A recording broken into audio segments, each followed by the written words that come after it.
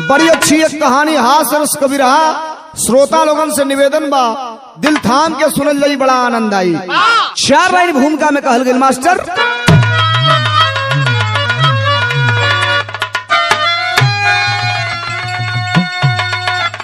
कौआ न बोली कोयलिया के बोली, अरे सुअर न जानी हो मखमल बिछौना, गदहा न समझी कथा भागवत के, कुकुरे बिलारी कहोई न गौना, भले मूर्ख के सर बंधा जाए सेहरा, अरे गोहरा पकई से चली रेलगाड़ी, अकल बड़हन होला कि बड़हन भैंसिया, ई अंतर न जानी हो मूर्ख अनारी।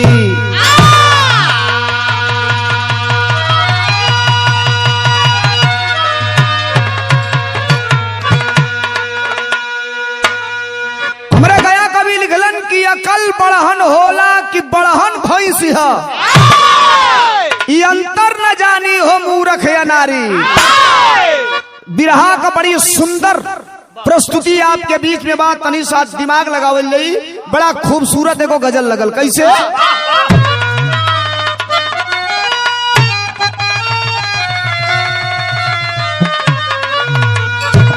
आज के 50 साल पहले बिरहा एक ऐसी विधा है जो हर रस का आनंद देती है।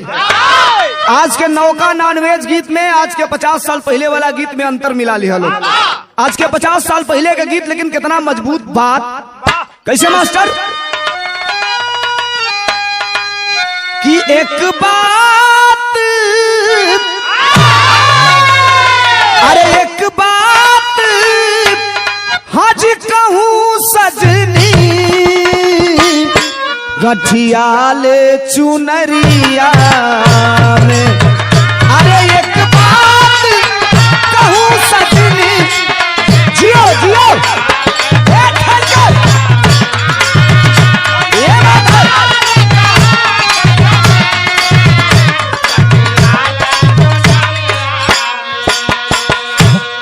हमारे कवि जी बिरहा में भाव लिखलन। का भाव लिखलन मास्टर? लिखलन की कोई जोड़ी, अरे कोई जोड़ी, अरे नहीं होना जग में तकदीरिया का, कोई जोड़ी।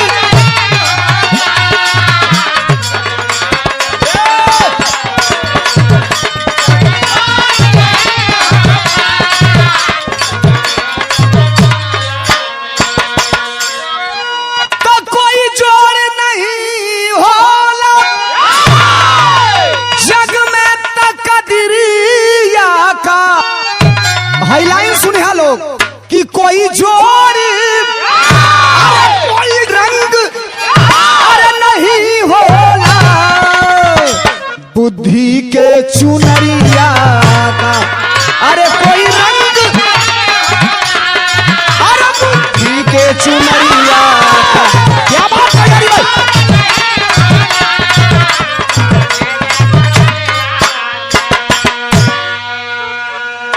गौर करेंगे बाबू। शुरुआत कहानी का बा, कहानी कैसन बा, कौने तरह का बा, कौने मिजाज का बा, बिरहा हास्य रस का बा, दिल थाम के सुनल जाई। शुरुआत बा कहानी का।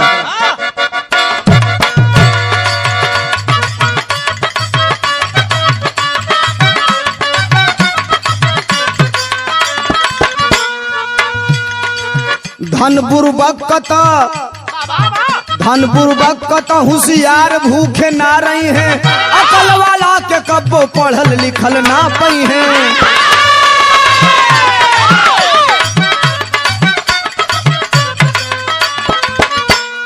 और कितना बढ़िया बात कभी जी लिखलन। बात निमन बात सुनवैया वो के सुनबे करी, बात निमन बात सुनवैया वो के सुनबे करी, भले न समझे लेकिन बाह बाह करबे करी।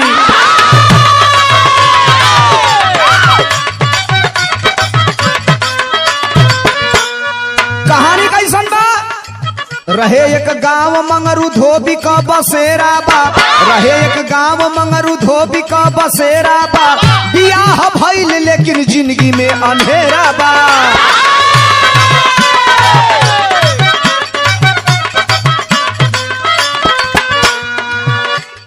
एक गांव में मंगरू धोबी रहत रहलन, बियाह करौलन, मेहरारू लिया के घरे अइलन। रात का जब सुहाग के कक्ष में मेहरारू के शयन कक्ष पर बैठे गईलन, अग्रिम कार्रवाई हेतु अग्रसर भइलन। मेहरारुआ गलस, खबरदार, हम बहुत परियार घर कहीं हमार करम फूट गई, तोहरी के यहाँ बियाह हो गई। ताना मरलस, का मरलस? मेहरी का ताना जिगर छेद के वो पार भइल, मेहरी का ताना जिगर छेद के वही पार भइल, 24 कैरेट कहीं कही के उ तैयार भइल।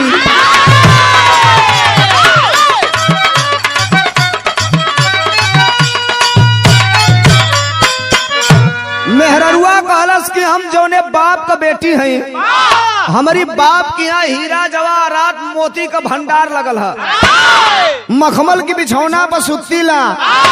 अरे हमार करम फूट गई, तोहरे नियर आदमी के साथे हमार बियाह हो गई।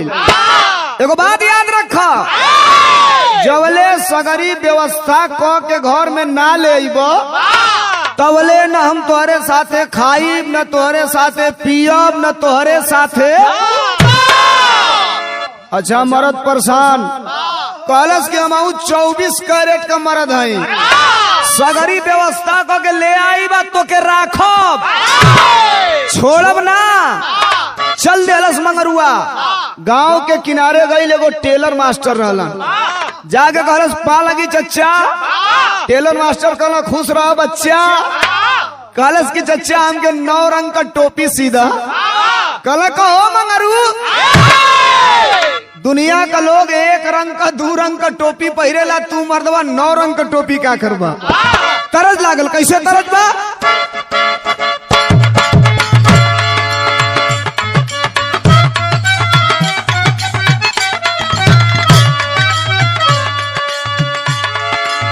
पारंपरिक तरज बा, शादी ब्याह के अवसर पर माता बहन लोग बरतियन के ताक ताक गावेला लोग। कैसे गाई लोग? सावन मासे रौरा काहे ना आइला,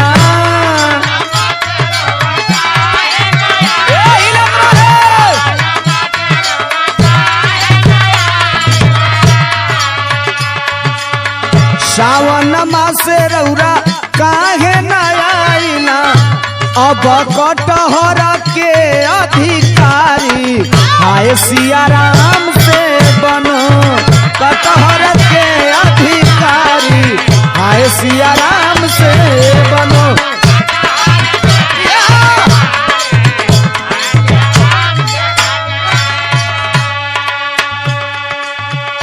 अच्छा तो एक लाइन और मेहररुआ लहावेली सो, कटहर का कोआ रौरी थारी में परसबो,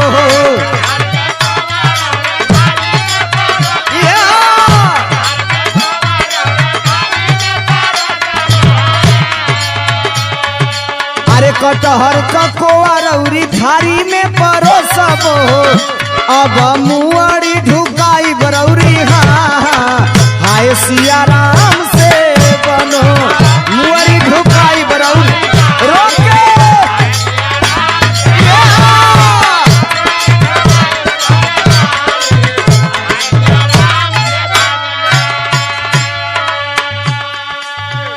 मेहरारू ताना मरले बिया, 9 रंग का टोपी सियवा के मंगरुआ कपारे पर लगा के, लगा के चल दिहलस। कहाँ चलल? अरे टोपी लगाई नवरंगिया मंगरू चली भइले,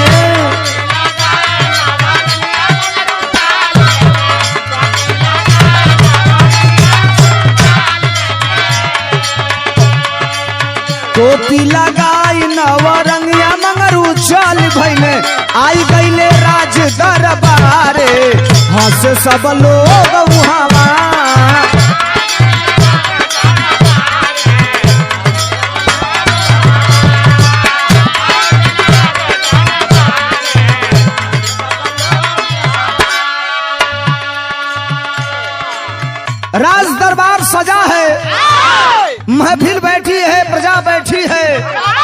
मंगरुआ 9 रंग का टोपी लगा के वही राज दरबार में प्रवेश कर गई। ए भैया जितना लोग बैठल बा देख के ठठा के हंसत बा।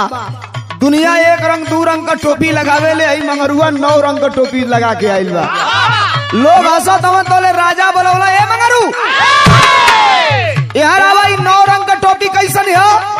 मंगरुआ कहलस दुहाई सरकार की, हम दुनिया से ना बताऊनी लेकिन आज रउरा से बतावे खाती अइली है ये टोपी का खूबी का बा। टोपिया लगा के स्वर्ग लोक ले हम देखी राजा,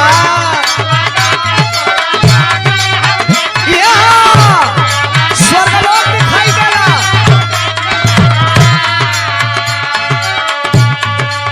चार पुस्त बैठल बैठल, चार पुस्त बैठल बैठल एजा से निरेखी राजा।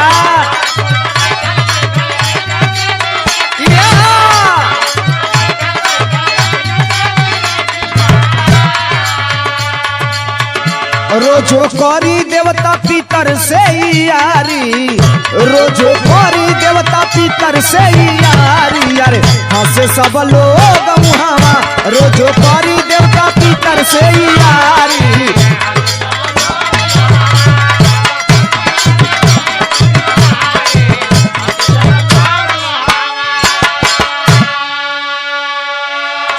कहलस की राजा साहब ये टोपी में बड़ा खूबी हो। राजा कहला कैसन? कहलस टोपी लगा के जब हम ऊपर देखी ला तो सीधा स्वर्ग लोक दिखाई देला। मैं अपने देवता पितर से पुरखा पुरनियन से हम अपन बात कर लेला। राजा कहला इतना दिन हम राज चलावत हो गई, ये पूरा देश का राजा, आज ले हम स्वर्ग लोक देखबे ना कैली। कहला मंगरू अच्छा ये टोपी उतारा हमके दे, आज हम स्वर्ग लोक देखब। कहलस जो आज्ञा प्रभु आपकी। उतार के टोपी राजा के दिहलस। भरल सभा में लोग खड़ा हो गई। राजा जब इस सिंहासन से खड़ा भइलन, आज राजा साहब स्वर्ग लोक देखे जाता ना। सूट का राजे साहब में करी है सारे धोबी, टोपी पहिर के स्वर्ग लोक देखत रहला। राजा के देखे चाहिए देखत रहला। राजा टोपिया लेके कपारे बधैना ऊपर ताकल चाहत हवा, तरज लाग गई।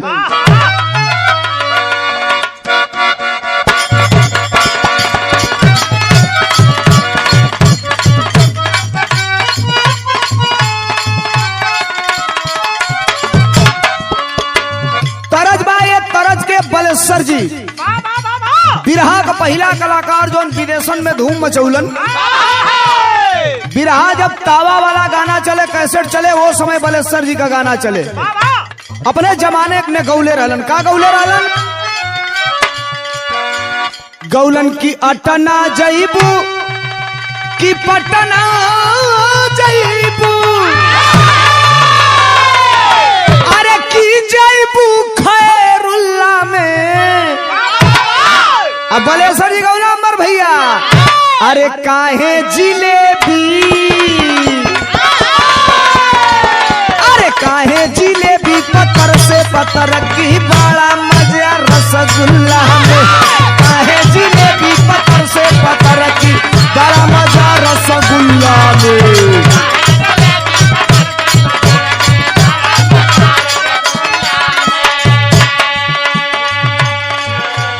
कहलस किए राजा खबरदार,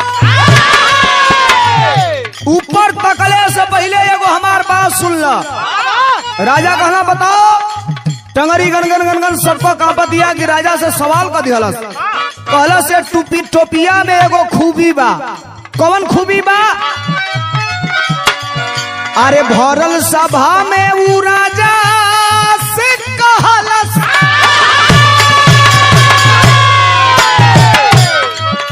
अरे बात तेरी समझाई हो, अरे दोगला जे होई ए राजा, अरे दोगला जे होई सुना ए राजा, हो के न स्वर्ग दिखाई हो।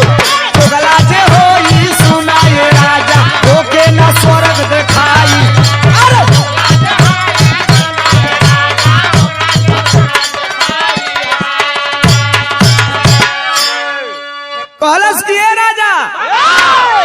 टोपी पहन के ऊपर तकले पर सीधा स्वर्गलोक दिखाई देला। ई टोपी का खूबी है। लेकिन टोपी का एक और खूबी, जे दोगला होई ओके स्वर्गलोक ना दिखाई दे। राजा कहला कि मैं राजा, मेरा पीछे से कई पुस्त राजा ही रहता चला आ गया, हमरे में कोनो दिक्कत है ये नहीं खे। टोपी कपार बधैला, ऊपर तकला। आ जब राजा जी ऊपर तकला, पूरा उजरे उजर लौकता, कहीं स्वर्गलोक नहीं खे लौकत। ई कहलस हमार देवता पितर सब लौके लालो। राजा कहला कि सही सही बताना पड़ेगा। फिर सोचला कि सही बताई, अगर कोई दी कि स्वर्गलोक नहीं खे लौकत तो ये भरल सभा में पूरा राज दरबार में हम दोगला साबित हो जाये। फिर सोचला कि रुकब, लगा था कि ये हमके चूतिया बनौले बा। कहला साफ स्वर्गलोक हमके दिखाई देता। राज दरबार में जितना लोग बैठल रहल, थपरी बाजल, तड़तड़ तड़तड़ ताली बाज गई। हल्ला हो गई कि राजा स्वर्गलोक देख लिया। राजा कहला ई तो हमके फंसौले बा, लेकिन एकर क्लियरेंस कईल बहुत जरूरी बा कि टोपिया सही बा कि गलत बा। राजा कहला अच्छा हम राजा हैं, हम देख लेली, लेकिन हमारे बात राज्य का सबसे बड़हन जिम्मेदारी जेकर सर पर होला वो के मंत्री कहल जाला। अगर मंत्री स्वर्ग ना देखिया तो हमार देखल व्यर्थ हो जाई। मंत्री के राजा बुलौला, कहला मंत्री साहब मैं तो स्वर्गलोक देख लिया, तनी तू स्वर्गलोक देखा। मंत्री ले के टोपी या कपारे बधैला, डांट के मंगरुआ कहलस खबरदार,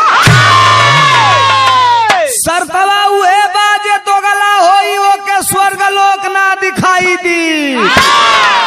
मंत्रिया कहलस कि हमरे संस्कार में, हमरे खानदान में तनिकवा आज ले नहीं खेला गल, बिरहा में टेरी लगल। कैसे?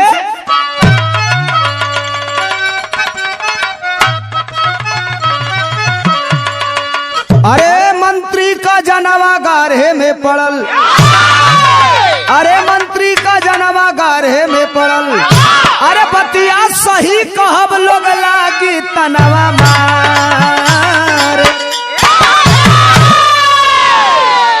बतिया सही कहब लोग लागी तनवा मारे। मंत्री का जनवा गाढ़े में पड़ल।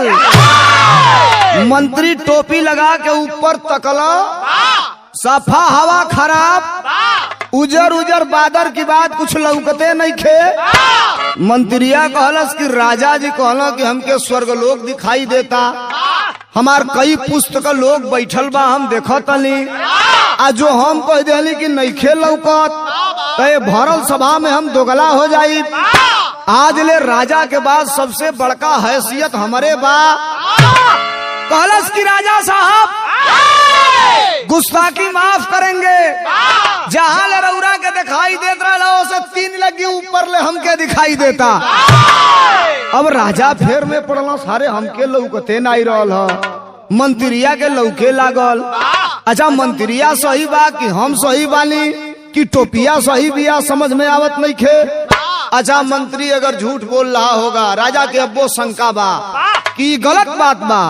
कहला कि अगर मंत्री झूठ बोलत होई तो हमार मेहरारू झूठ ना बोली, रानी झूठ ना बोली। हाँ रानी के बुलवावल गई भरे दरबार में। आप बुलवाई के राजा कहना टोपी लगा के स्वर्गलोक देखा, तार देवता पितर दिखाई देता ना कि नहीं। बिरहा में तरज लागल मास्टर।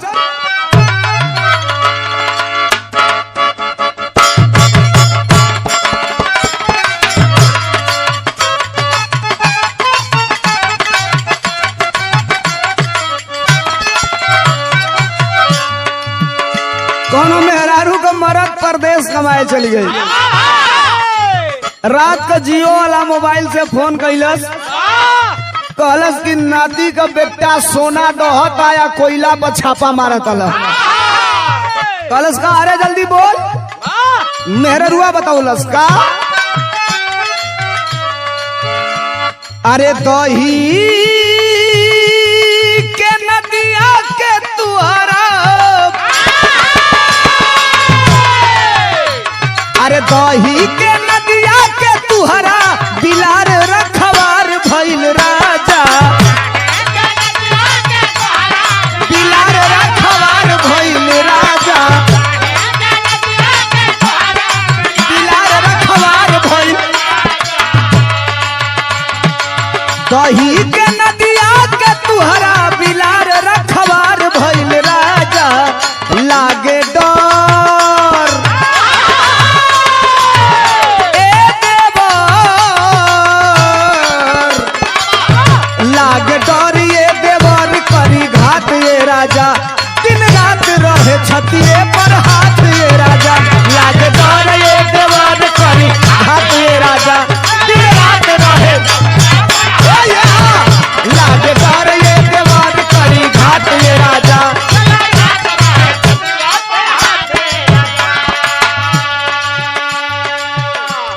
रानी टोपी कपारे बधैली आ टोपी कपारे बधैले के बाद जो ही ऊपर ताकल चालू करत है मंगरुआ सवाल कैलस खबरदार ए रानी राजा देखला मंत्री देखला ये लोग के सफा स्वर्ग लोग दिखाई दे देले बा रौरो देखबे करब लेकिन हमारे टोपी में एगो शर्त बा। रानी कहली कौन शर्त कहलस कि जे छिनार होई ओके ई टोपी स्वर्ग लोक ना दिखाई। अच्छा तो भरल सभा में जब कनी बात लहजबान बोललस कलभा गई सब लोग खड़ा होके लोग कहल के अरे बाप रे बाप ई मंगरुआ कैसन शर्त रख देलस कहल साहब हमार बात नहीं है ई टोपिया का जवन खूबी बाऊ बतावतनी। रानी कपारे पर टोपी धैली ऊपर ताकत अली मुनहार हो गई बा दिल लुकलुकात बा जोनी की बात कुछ लौकते नहीं खे। राजा कहला रानी हमारे इज्जत का सवाल बा सही बोलिया तो के लौकता कि नहीं। रानी कहली का कहली अरे दोनों जानी से भी आगे अरे दोनों जानी से भी आगे दिखाई हमके देत बाटे राजा दोनों जानी दिखाई हमके देत बाटे राजा।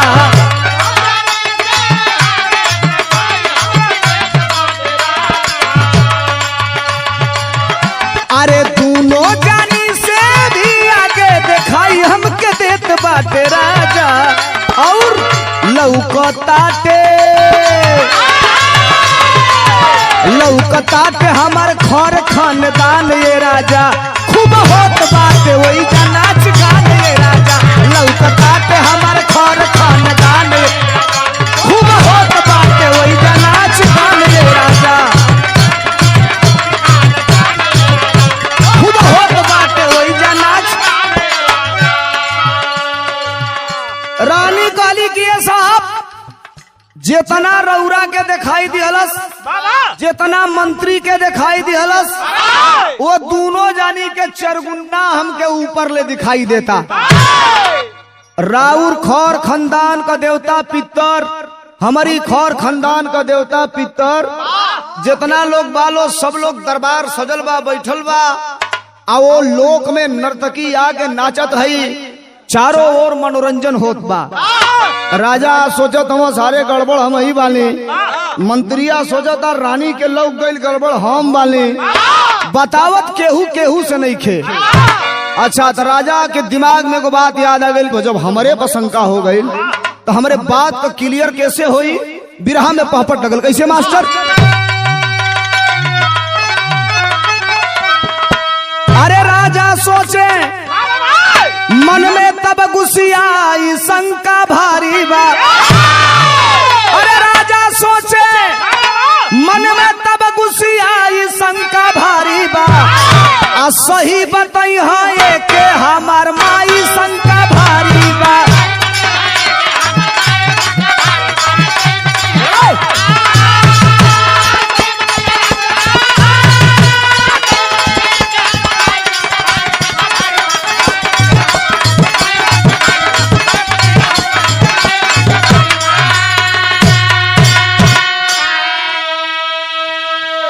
राजा अपने माई के लग गई ना राजमाता के लग गए जाय के राजमाता से कहना कि माता ये बताओ कि हमार बाप कहिया मुअला हमारे बाप का जन्म तिथि या मृत्यु का समय का बा अरौरा ये बताई हमार जन्म भइल त कहाँ भइल। राजमाता इतनी बात के सुनली कहली कि राजा इतना गुस्सा में काहे हवा असली बात का बा के बतावा। राजा कहला महतारी राज दरबार में एगो धोबी आइल बा जौने का नाव बा मंगरुआ, 9 रंग का टोपी लेके आइल, कहलस कि जे पहिर के ऊपर ताकियो के सफा स्वर्ग लोग दिखाई दे। ए माता जी हम देखली सही रउरा से बतावत नहीं हमके लौकबे ना कइल, कहलस कि जे के ना लौकी उ दोगला होई। हम कह देली झूठो के हमके दिखाई दिहलस। फिर ट्राई करौली मंत्री के बोला के, मंत्रियों टोपी लगा के देखलस, कहलस कि रउरा से 2 लग्गी ऊपर ले दिखाई देता। एजा संतोष ना भइल तो रानी के बोला के दिखौली, रानी टोपी लगा के ऊपर तकली, कहली आप सब लोगों से 3 लग्गी ऊपर दिखाई देता। हमके कुछ दाल में गड़बड़ लगा था। माई कहले है का कहली, माई कहली ए राजा वही आदमी के बोलवा हो, राज सभा में फिर से तू अरे जाके दरबार लगावा हो। अरे वही जबतिया साफ साफ भरियाई शंका भारी बा, राजा सिपाही दिहले तुरंत पठाई शंका भारी बा। राजमाता कहली कि कुछ नहीं, ये बात को क्लियर वही राज दरबार में होई, फिर राज दरबार लगवाइए, नगर के लोगों को इकट्ठा करिए और वो आदमी के बुलवावल जाओ जौन टोपी लेके आई लाल है। राजा 2 सिपाही के आदेश कैले कि जाओ मंगरुआ के बुला के ले आओ, कहीं होके जहां होई हो के घींच के ले आई सा। राज दरबार यार खत्म भइले के बाद मंगरुआ गांव के किनारे एगो पेड़ के नीचे घोचा एगो खटिया लेके वही में सुतल है। जाके दोनों सिपाही देखला सा, खोज के गोजी से उठौला सा, उठ चल दरबार में पेशी बा। चिहूक के उठल, कहला से यार हम सपना देखत रहली हैं, सपना में हम ही देखत रहली कि राजा 2 गांडू भेजले वाला हमके बोलावे खातिर। तई दोनों में कौन गणुहा बात नहीं बताओ हमरा के। अब दोनों सिपाही कहला तो सारे राज दरबार में जिंदगी भर वीरताई का काम कैली जा, के लिया जाके गणुहा में नाव लिखावल जाई, ई हमन से ना होई। भागल हवा सा अइला से राजा की लगे, राजा कहला लिया के काहे नहीं अइला, कहला से साहब इतार नौकरी आज के बाद इस्तीफा। राजा कहला काहे, तो तरस लागल, का बताऊला सा।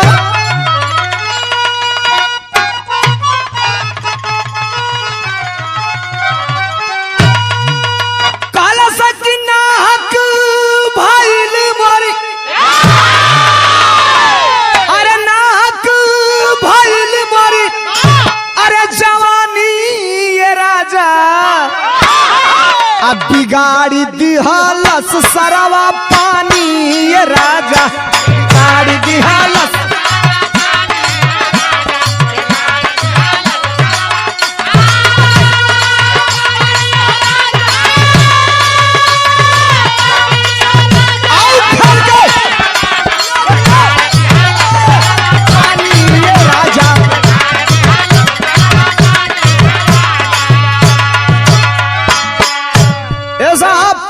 जिंदगी भर वीरताई का काम कैली जा, आओ मंगरुआ के बोला के हमने कहा अपन नरक में नाव नहीं लिखावे जाई गई। राजा कहला कि जब हमारा के चूतिया बना दिलस तो तहन लोग के चूतिया बनोले में ओकरा थोड़े देरी लागी। अब राजा कहला सिपाही के साथ मंत्री के बोलवला, कहला हाथी घोड़ा ले के जा, ढोल बाजा आदर सत्कार से बोला के ले कह दिया राजा तो के इनाम दिहा। चलत हमन वो मंगरुआ के बोलावे खातिर गैलन। मंगरुआ से कहला कि राज दरबार में आपकी हाजिरी है, चलना पड़ेगा। मंगरुआ हाथी घोड़ा पर बैठ के चलत बा, बिरहा के आल्हा में बताओ गल कैसे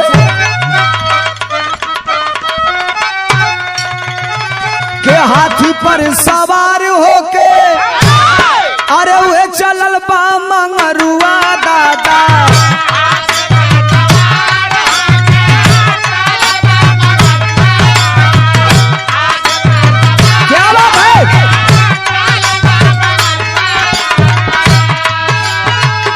मंत्री कहेले वो से बात समझा,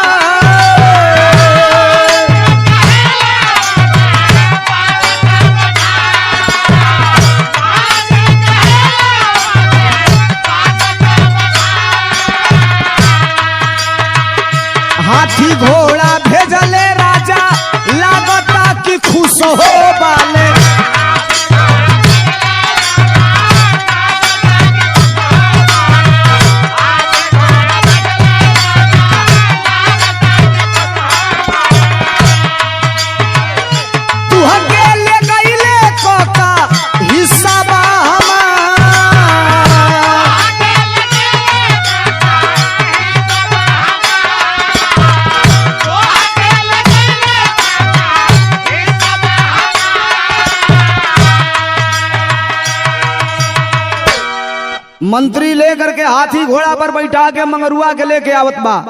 चलल हवन मंत्री कहला कि ए मंगरू, राजा जी आज तोहरे पे इतना खुश बालन, आज बहुत तो के इनाम मिली।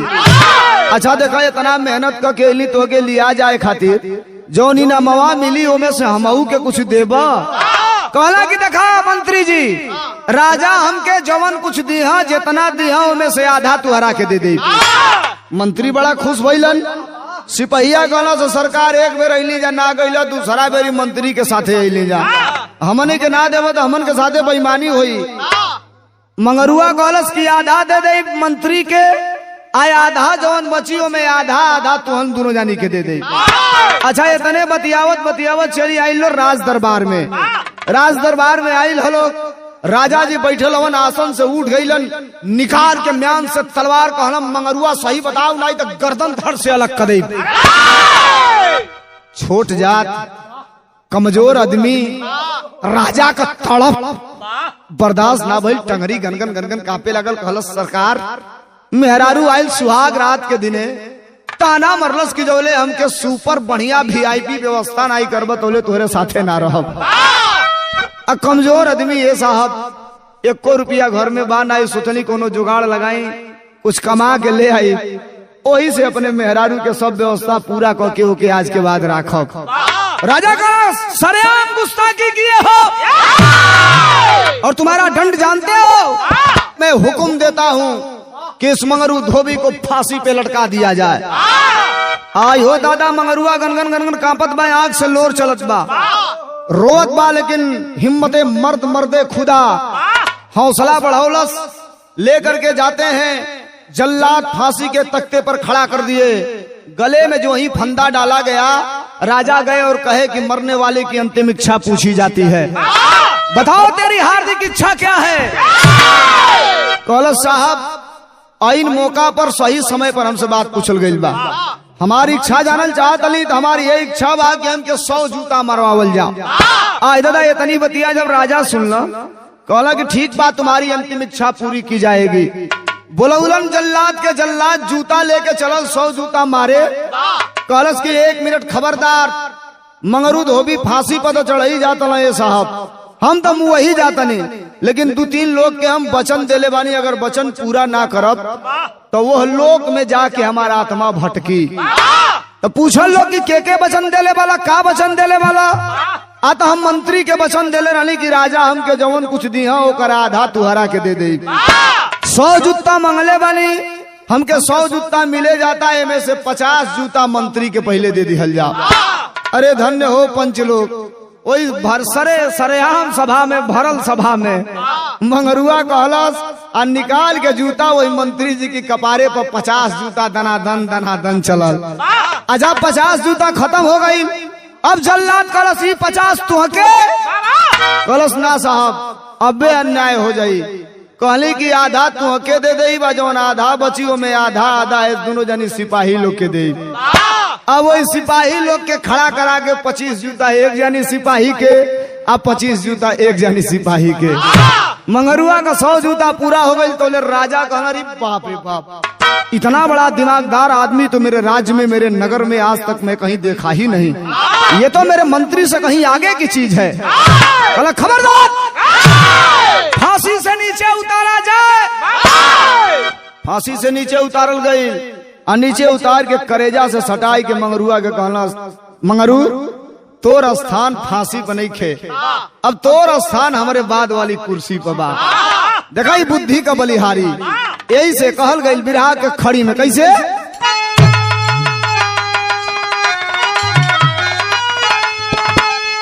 अरे आधा दिहले राजपाट, अरे हर साई राजा जी, आय अपने राज को दिहले मंत्री बनाई राजा जी।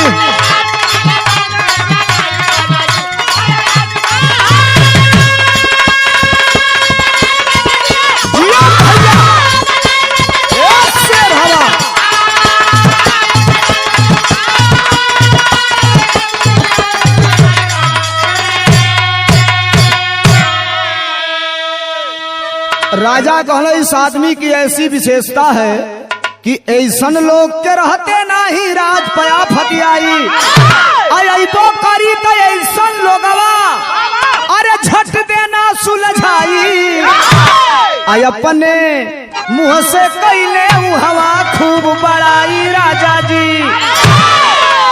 राज्य का अपने मंत्री बनाए, नया मंत्री बनाए और मंत्री का तगमा उस मंगरुआ धोबी को दिया जाता है और उस राज्य का मंत्री बन करके वहीं से अपना जीवन बसर चालू कर दिया। मेहरारू के दुनिया का सबसे बड़ा सुख सुविधा मिलल चालू हो गई। तो बुद्धि एगो ऐसा चीज है, बुद्धि रही तो लोग खैले बिना ना मरी। पैसा बा बुद्धि नहीं खे तो रुपया बेकार बा, बुद्धि बा पैसा नहीं खे तो पैसा हो जाये। अंतिम लाइन के बाद गुरु बिहारी गुरु गणेश बुद्धि की है बलिहारी, जे पर होला फेल शस्त्र ओके बुद्धि देले मारी। मंत्री का जनवा गाढ़े में पड़ल, मंत्री का जनवा गाढ़े में पड़ल, अरे सोलंकी गया कभी पर प्यारे लाल का धनवा मंत्री का जनवा